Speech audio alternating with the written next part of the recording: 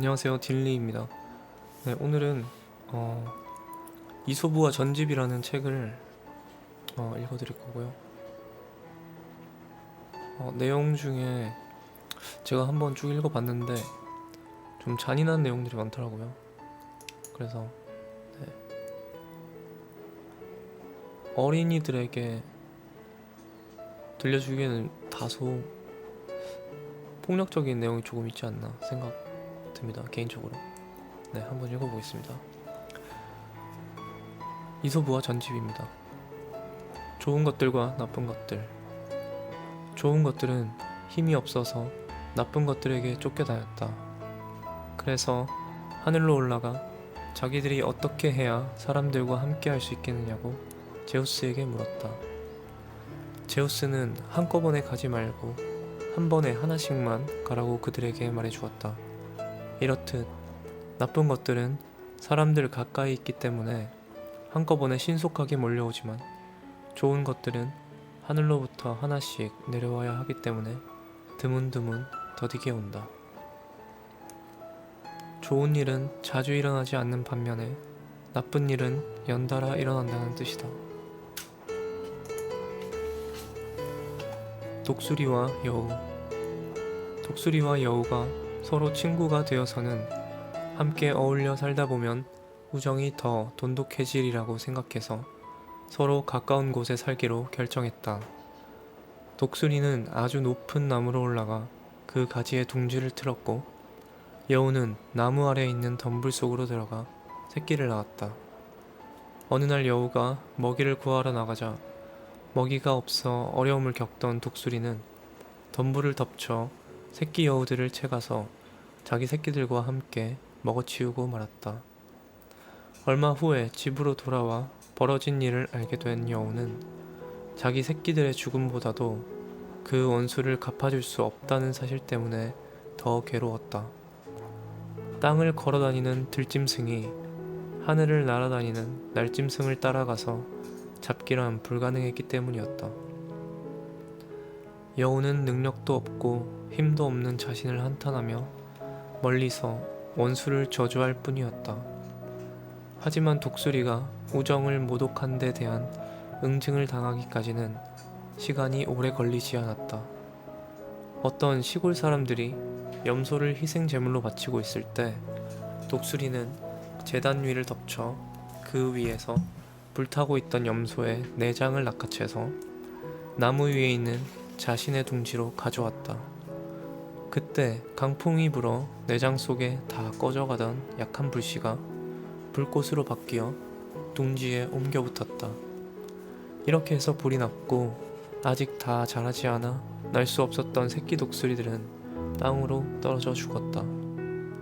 그러자 여우는 독수리가 지켜보는 앞에서 그 새끼들을 모두 먹어치워버렸다.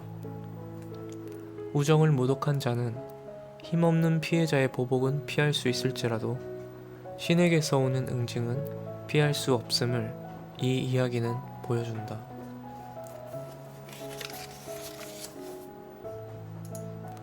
신상 판매상. 어떤 사람이 나무로 헤르메스의 신상을 만들어서 장으로 팔러 나갔지만 사려는 사람이 아무도 나타나지 않았다. 그는 손님을 끌기 위해 자신이 복과 재물을 가져다주는 신을 팔고 있다고 외쳤다. 근처에 있는 사람들 중에서 어떤 이가 그에게 말했다. 이보시오. 정말 그런 신이라면 옆에 두고 그분이 주는 재물을 누려야지 왜 팔려고 하는 것이오? 그러자 그가 대답했다. 내게는 지금 당장 재물이 필요하지만 이 신에게 재물을 얻어내려면 시간이 좀 걸리기 때문이오. 재물을 얻는 데만 혈안이 되어 신들조차 안중에 없는 사람들에게 들려주는 이야기다. 독수리와 쇳덩구리. 독수리가 토끼를 뒤쫓고 있었다. 토끼는 자기를 도와줄 자를 찾아보았지만 눈에 보이는 것은 쇳덩구리밖에 없었다. 토끼는 쇳덩구리에게 도움을 요청했다. 그러자 쇳덩구리는 토끼를 다독거려서 안심시킨 후에 다가오는 독수리를 마주해 저렇게 살려달라고 애원하는 토끼를 제발 채가지 말아달라고 간청했다. 하지만 독수리는 작은 쇳덩구리를 업신여기고 쇳덩구리가 보는 앞에서 토끼를 잡아먹어 버렸다. 그러자 이 일에 앙심을 푸는 쇳덩구리는 그때부터 독수리가 둥지를 트는 곳이면 어김없이 나타났다. 그리고 독수리가 알을 낳을 때마다 몸을 일으켜 그 둥지로 기어 올라가 알을 밖으로 굴러 떨어뜨린 뒤 깨진 알을 먹어치워 버렸다. 결국 독수리는 어떻게 할 도리가 없어 제우스에게로 도망쳐 알을 낳아서 안전하게 새끼를 기를 만한 곳을 마련해 달라고 간청했다. 제우스는 독수리가 자기 무릎 위에서 알을 낳을 수 있게 해주었다. 이 사실을 안 쇳덩구리는 쇳덩을 굴려서 공처럼 만든 후 그것을 가지고 날아올라서 제우스의 무릎 위에 떨어뜨렸다. 그러자 제우스는 쇳덩을 털어내려고 일어섰고 그 바람에 독수리의 알들은 떨어져 깨지고 말았다. 이 일 후로 쇳덩구리가 출현하는 시기에는 독수리들이 알을 낳지 않는다. 업신여김을 다가오고도 전혀 복수할 수 없을 정도로 힘이 없는 존재는 없다는 사실을 명심하고 누구도 하찮게 여겨서 안 된다는 이야기다. 독수리와 갈까마귀와 목자. 독수리가 높은 바위에서 날아내려와서 새끼 양 한 마리를 낚아채 갔다. 이것을 보고 시샘이 난 갈까마귀는 자기도 한번 그렇게 해보고 싶어서 요란한 소리를 내며 수량을 내리덮쳤다. 하지만 수량의 푹신푹신한 털에 발톱이 박혀 세차게 파닥거리며 발버둥을 쳤음에도 발톱을 빼내 도망칠 수 없었다. 결국 목자가 무슨 일이 일어났는지 알고 달려와서는 갈까마귀를 사로잡았다. 목자는 갈까마귀의 날개를 꺾어서 날아가지 못하게 한 후에 저녁이 되자 집으로 가져가서 아이들에게 주었다. 아이들이 이 새가 무슨 새냐고 묻자 목자는 말했다. 이 새는 갈까마귀가 분명한데 독수리가 되고 싶어 하는 것 같구나. 자기보다 더 강한 자를 이겨보려고 했다가는 이기지도 못할 뿐더러 웃음거리로 전락한다.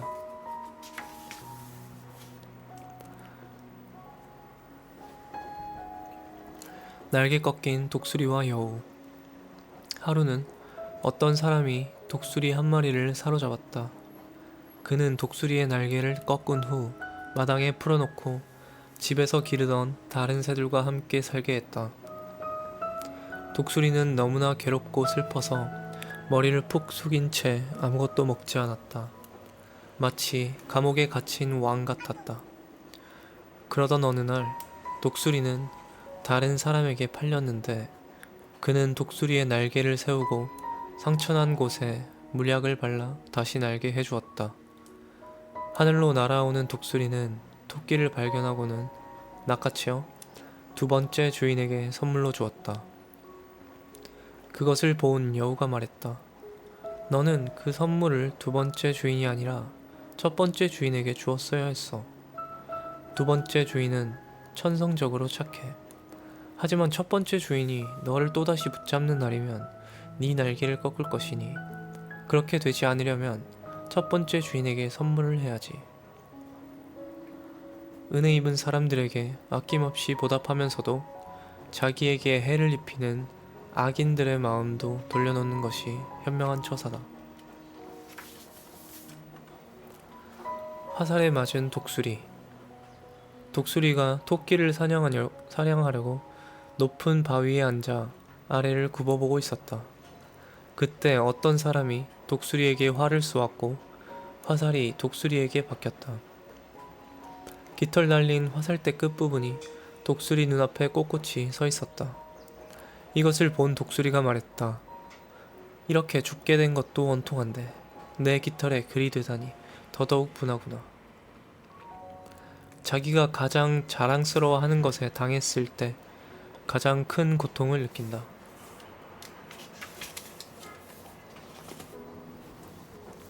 나이팅게일과 매. 나이팅게일이 평소처럼 높은 참나무 위에 앉아 있었다. 때마침 배가 고팠던 매가 나이팅게일을 응시하고 있다가 단숨에 날아덮쳤다. 나이팅게일은 자기를 잡아먹어봐야 성에 차지 않을 것이니 제발 놓아달라고 애원했다.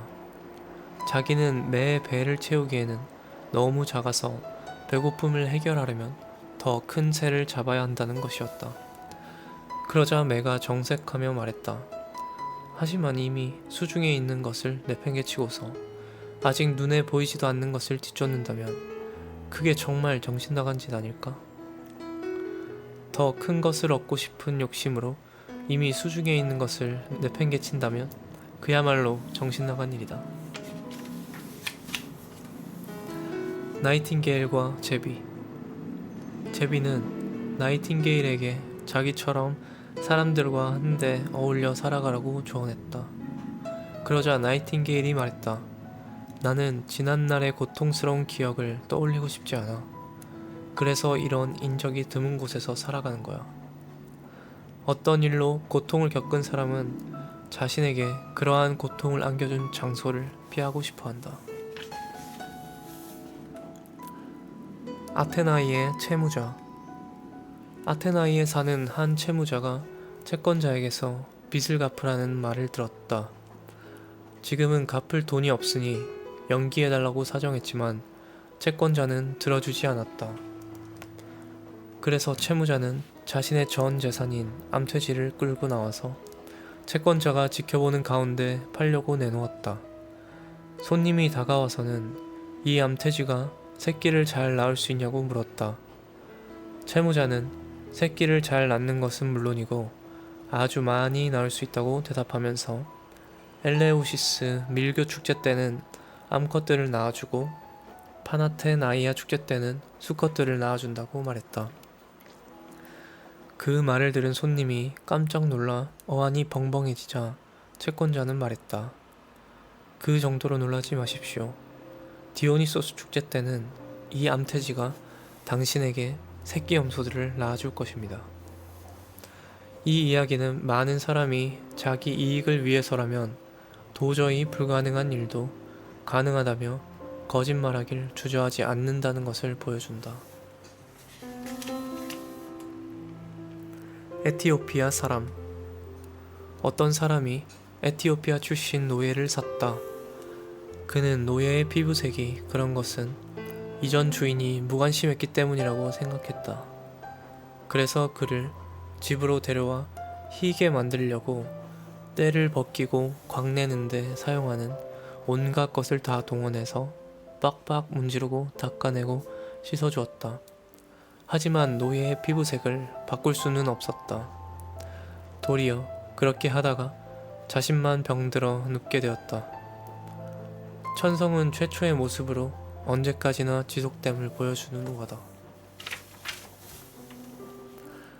고양이와 수탉. 수탉을 붙잡은 고양이는 무언가 둘러댈 핑계를 찾아 곧 잡아먹으려 했다. 그래서 수탉이 밤중에 시끄럽게 울어 사람들을 성가시게 하고 잠을 설치게 만든다고 야단을 쳤다. 수탉은 자기가 그렇게 하는 이유는 사람들을 깨워서 하루 일을 시작하게 하기 위함이니 사람들에게 유익을 주는 것이라고 대답했다. 고양이는 또 수탉이 자기 어미나 여자 형제들과 동침하는 것은 순리를 거스르는 불경한 짓이라고 비난했다. 수탉은 자기가 그렇게 하는 이유는 알을 많이 낳기 위해서이므로 그것도 주인의 유익을 위한 것이라고 했다. 그러자 고양이는 당황해하면서도 네가 그럴듯해 보이는 변명을 아무리 많이 늘어놓아도 난 너를 포기하지 않아 라고 말하고는 수탉을 잡아먹어버렸다. 이 우화는 천성적으로 악한 자가 나쁜 짓을 하기로 결심한 다음에는 변명이나 핑계를 찾지 못해도 대놓고 나쁜 짓을 저지른다는 것을 보여준다. 고양이와 쥐들. 어느 집에 쥐들이 많았다. 고양이는 그것을 알고는 그 집으로 가서 쥐들을 한 마리씩 차례로 잡아먹었다. 계속해서 그렇게 잡아먹히자 쥐들은 안 되겠다 싶어 모조리 구멍 속으로 들어가 숨어버렸다. 쥐에게 다가갈 수 없게 된 고양이는 쥐들을 구멍에서 끌어낼 묘안을 생각해냈다. 고양이는 옷이나 자루 같은 것을 걸어두는 못 위로 기어 올라가 거기에 매달아 마치 죽은 것처럼 있었다. 그때 쥐 한 마리가 구멍에서 머리를 빼꼼히 내민 채 주위를 둘러보다가 그런 고양이를 발견하고는 말했다. 네가 그런 식으로 진짜 자루가 되었다고 해도 내게로 가는 길은 절대 없을 거야. 현명한 사람들이라면 일단 누군가가 악하다는 사실을 확인한 후에는 그들이 어떤 속임수를 써도 더 이상 속지 않음을 보여주는 이야기다. 고양이와 닭들. 어느 농가에 병든 닭들이 있다는 말을 들은 고양이가 의사로 변장하고 치료하는데 필요한 도구를 들고 거기로 갔다. 고양이는 농가에 도착해 상태가 어떠냐고 닭들에게 물었다. 닭들은 당신이 여기에서 떠나주기만 한다면 모든 것이 좋을 것이요 라고 대답했다. 현명한 사람들은 악인들이 아무리 착한 척 위장해도 다 알아차린다. 염소와 목자. 목자가 염소들에게 우리로 돌아오라고 소리쳤다. 그런데 염소들 중에서 한 마리가 맛있는 풀을 먹느라 뒤처져 있었다. 목자는 그 염소에게 돌을 던졌고 염소는 정통으로 맞아서 뿔이 부러졌다. 목자는 곤혹스러워하며 이 일을 주인에게 말하지 말라고 염소에게 당부했다. 그러자 염소가 말했다. 내가 입을 다물고 있는다고 해도 이 일이 어떻게 숨겨질 수 있겠어요? 내 뿔이 부러진 것은 누구나 뻔히 볼 수 있는걸요. 잘못이 분명하게 드러났을 때는 누구에게도 숨기기 불가능하다. 염소와 당나귀. 어떤 사람이 염소와 당나귀를 키웠다. 주인이 당나귀를 잘 먹이자 염소는 질투심이 발동했다. 그래서 당나귀를 위하는 척하며 어떤 때는 맷돌을 돌리고 어떤 때는 무거운 짐을 실어 나르는 그는 지금 끝없는 형벌을 받고 있는 것이라고 말해준 후에 갑자기 발작을 일으킨 척하면서 구덩이로 떨어져 그것을 기회로 좀 쉬라고 조언해 주었다. 당나귀는 염소의 말을 믿고 그대로 따라서 구덩이에 떨어졌다가 온몸에 상처를 입었다. 주인은 수의사를 불러서 치료를 부탁했다. 수의사는 염소의 허파를 다려먹이면 나을 것이라고 말했다.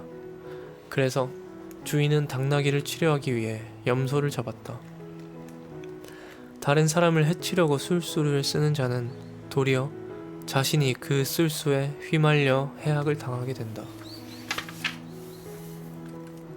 목자와 들염소들. 목자가 자기 염소들을 풀밭으로 몰고 갔는데 자기 염소들과 들염소들이 뒤섞여 있는 것을 보았다. 저녁이 되자 목자는 모든 염소를 동굴에 있는 우리로 몰아넣었다. 다음 날에는 폭풍우가 심하게 몰아쳤다. 평소처럼 풀밭으로 들어갈 수 없어서 목자는 우리 안에서 염소들을 보살펴야 했다. 그들은 자기 염소들에게는 굶주려 죽지 않을 정도로만 꼴을 주고 그렇지 않은 염소들에게는 자기 것으로 삼으려는 속셈으로 넉넉하게 꼴을 주었다. 폭풍우가 그치자 목자는 모든 염소들을 이끌고 풀밭으로 나갔다. 그런데 산에 도착하자마자 들염소들이 도망가기 시작했다. 들염소들을 향해 자기가 정성껏 돌보아 주었는데 이렇게 떠나는 것은 은혜를 저버리는 짓이라고 목자가 소리치며 꾸짖자 들염소들은 돌아서서 말했다. 바로 그것 때문에 우리는 당신을 더욱 경계하게 된 거예요. 어제 당신에게 온 우리를 전부터 당신과 함께했던 이들보다 더 잘 대해준다면 또 다른 염소들이 당신을 따라올 때 우리보다 그들에게 더 잘해줄 것이 뻔하기 때문이지요. 우리를 새 친구로 삼은 사람이 자신의 옛 친구보다 더 잘 대해준다면 마냥 좋아해서만 해서는 안 된다. 그 사람이 나중에 새 친구를 사귀었을 때는 우리보다 그들을 더 잘 대할 것이기 때문이다. 못생긴 여자 노예와 아프로디테. 한 주인이 못생기고 심술궂은 여자 노예를 사랑했다. 여자 노예는 자신이 여주인과 붙어볼 심산으로 주인이 준 돈으로 화려하게 치장하고서 아프로디테에게 쉴 새 없이 재물을 바치며 자기를 아름답게 만들어달라고 기도했다. 아프로디테가 여자 노예의 꿈에 나타나서 말했다. 내가 너를 아름답게 만들어줬다고 여기면서 내게 감사할 생각은 마라. 나는 너를 아름답게 만들어준 적이 없기 때문이다. 그런데도 저 사람에게는 네가 아름다워 보이니 나는 그것이 너무 화나고 부하가 치밀어 오를 뿐이다. 부끄러운 짓을 통해 부자가 된 데다 못생기고 신분도 천한 사람들은 자기가 대단한 사람이라도 된 것처럼 교만해져 분수를 망각해서는 안 된다. 조선소에 간 이솝. 우화 작가 이솝이 한가할 때 배를 만드는 조선소에 갔다. 조선소의 일꾼들이 그를 놀리느라고 어디 이야기나 한번 들어보자고 소리쳤다. 그러자 이솝이 말했다. 아주 오랜 옛날에는 혼돈과 물만이 있었소. 그런데 제우스가 흙이라는 요소를 생겨나게 했고 흙에게 바다를 3번 마시라고 했소. 흙이 첫 번째로 마시기 시작하자 산들이 나타났고 2번째로 마시자 평야가 드러났소. 만약 흙이 3번째로 물을 마실 생각을 한다면 당신들의 기술은 쓸모없어지고 말 것이오. 이 이야기는 자기보다 더 나은 사람을 놀렸다가는 은연중에 도리어 당하게 된다는 것을 보여준다. 2마리의 수탉과 독수리. 2마리의 수탉이 암탉 몇 마리를 차지하려고 싸웠다. 이윽고 한 마리가 다른 한 마리에게 쫓겨 도망쳤다. 진 쪽은 멀리 도망가서 으슥한 곳에 숨었지만 이긴 쪽의 집은 담 위로 날아 올라앉아서 큰 소리로 목청을 높여 울었다. 그러자 그 순간 독수리가 그 수탉을 덮어 낚아채 갔다. 그 후로는 싸움에 져서 으슥한 곳에 숨었던 수탉이 마음 놓고 암탉들을 독차지했다. 이 우화는 주님은 교만한 자들은 배척하지만 겸손한 자들에게는 은혜를 베푸신다는 것을 보여준다. 수탉들과 자고새. 자기 집에서 수탉들을 기르고 있던 어떤 사람이 누군가가 길들여진 자고새를 팔려고 내놓은 것을 보고 사서 집으로 가져와서 수탉들과 함께 길렀다. 수탉들은 자고새를 쪼아대고 쫓아다니며 괴롭혔다. 자고새는 자기가 다른 종이어서 이렇게 업신여김을 당한다는 생각이 들어 화도 나고 서글프기도 했다. 하지만 시간이 조금 지난 뒤에 자고새는 수탉들끼리도 서로 싸울 뿐만 아니라 상대방이 피 흘리는 모습을 보기 전에는 서로 물러서지 않는 것을 보며 이렇게 생각했다. 앞으로는 수탉들에게 쪼이더라도 화내거나 슬퍼하지 않을 거야. 자기들끼리도 저렇게 못된 짓을 서슴지 않고 하잖아.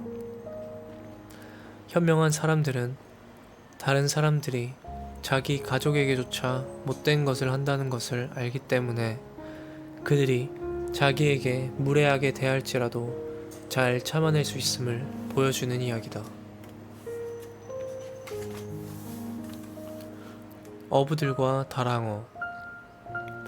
고기를 잡으러 나간 어부들이 긴 시간 한 마리도 잡지 못해 몹시 속이 상했다. 그들은 낙담한 채로 배 안에 앉아 있었다.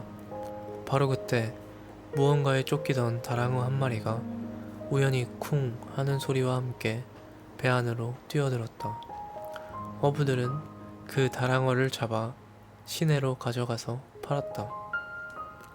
기술로 해내지 못한 일을 운이 이루어주는 때도 많다.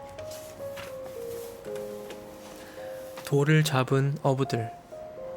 어부들이 대형 그물을 끌어올리고 있었다. 그물이 무거웠기 때문에 그들은 물고기가 많이 잡힌 줄 알고 기뻐하며 춤을 추었다. 그물을 바닷가로 다 끌어올리고 보니 물고기는 별로 없었고 돌멩이와 그 밖에 다른 쓸데없는 것들이 그물을 가득 채우고 있었다. 그들은 몹시 속이 상했다. 좋지 않은 일 때문이 아니라 단지 기대했던 바와 정반대의 일이 일어났기 때문이었다. 그들 중에서 어느 나이 지긋한 어부가 말했다. 자, 친구들이여, 이제 그만합시다. 보아하니 기쁨과 괴로움은 서로 형제인 듯하오. 우리가 기쁨을 미리 맛보았으니 이제는 괴로움을 맛볼 차례가 아니겠소. 인생이 얼마나 변화무쌍한지를 아는 우리는 늘 기뻐할 일만 있으리라 기대해서는 안 되고, 많은 날이 여러 날 이어지다 보면 폭풍우가 몰아치는 날도 찾아온다는 사실을 명심해야 한다.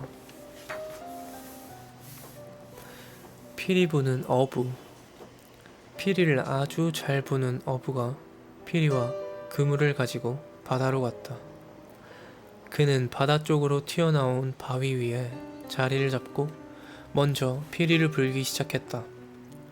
고기들이 감미로운 피리 소리를 들으면 자기도 모르게 뭇에서 튀어올라와 자기에게로 온다고 생각했기 때문이다. 하지만 아무리 열심히 피리를 불어도 전혀 효과가 없었다. 어부는 피리를 내려놓고 그물을 집어들어 물속으로 던져 많은 물고기를 잡았다. 물고기들을 그물에서 꺼내 바닷가로 던졌더니 물고기들이 파닥거렸다. 그것을 본 어부가 말했다. 피리 불 때는 가만히 있다가 피리 불기를 멈추니까 춤추기 시작하다니 못된 녀석들이로구나. 때를 놓치고서 어떤 일을 하는 사람에게 필요한 이야기다. 어부와 큰 물고기, 작은 물고기. 어부가 물고기를 잡기 위해 바다에 던져놓은 그물을 끌어올렸다. 물고기 중에서 크고 힘센 것은 발버둥 치다가 잡혀서 육지에 널브러졌다. 하지만 작은 물고기는 그물코 사이로 빠져나와서 바다에 남았다. 평소 큰 행운을 누리지 못한 사람들은 위험에 처해도 쉽게 빠져나오지만 큰 명예를 누리던 이들은 위험에서 빠져나오기가 쉽지 않다. 어부와 농어. 바다에 그물을 들이운 어부가 농어 한 마리를 건져 올렸다. 농어는 자기가 아직은 너무 작으니 잡지 말고 제발 놓아달라고 어부에게 애원하며 말했다. 내가 다 자라서 큰 물고기가 되면 그때 나를 잡으세요. 그렇게 하시면 제가 당신에게 더 큰 이익을 가져다 주겠습니다. 그러자 어부가 말했다. 이미 내 수중에 들어와 있는 것을 작다고 포기하고서 나중에 내 것이 될지 안 될지도 모르는 큰 이익을 바란다면 나는 그저 멍청이겠지. 이 우화는 미래에 불확실한 큰 이익을 얻으려고 현재 자기 수중에 있는 작은 이익을 포기하는 것은 멍청한 것임을 보여준다.